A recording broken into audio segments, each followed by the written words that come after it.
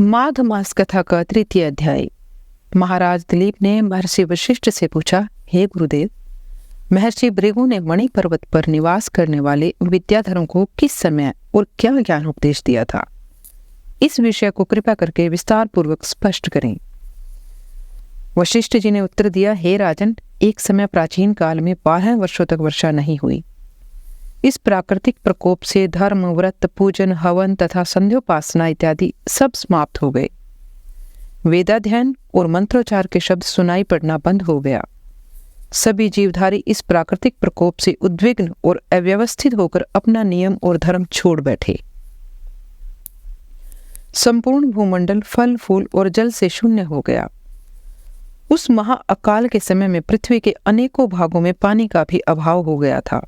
हे राजन, पृथ्वी और प्राणियों की ऐसी दुर्दशा को देखकर महर्षि भृगु अपने शिष्यों सहित हिमालय पर्वत में कैलाश पर्वत के पश्चिमी छोर पर मणिकूट नामक शैल शिखर पर गए।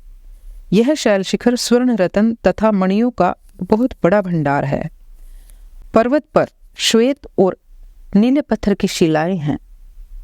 उन नीली शिलाओं के नीचे से झांकती स्वर्ण भंडार की रेखाएं काले बादलों में बिजली की रेखाओं जैसी प्रतीत होती हैं। श्वेत पर्वत स्थान स्थान पर पहाड़ी फूलों, फलों और औषधियों तथा जड़ी बूटियों की उपस्थिति के कारण ऐसा प्रदीप्त हो रहा था मानो साक्षात चंद्रमा ही है।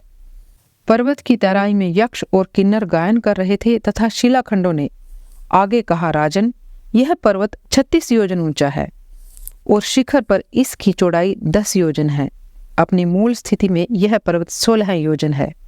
इस पर्वत पर हरि चंदन, देवदार, मंदार तथा अर्जुन वृक्षों का बाहुल्य है। लवंग और जायफल के वृक्षों से युक्त यह पर्वत लता, गुल्मों तथा निकुंजों से आवेष्टित है। यहाँ पर सदैव ही फलों और पुष्पों का बाहुल्य रहता है। इस सुंदर रमणीक पर्वत का अवलोकन करके दुर्भिक्ष पीड़ित महर्षि भृगु जी अपने शिष्यों सहित इस पर्वत पर निवास करने लगे।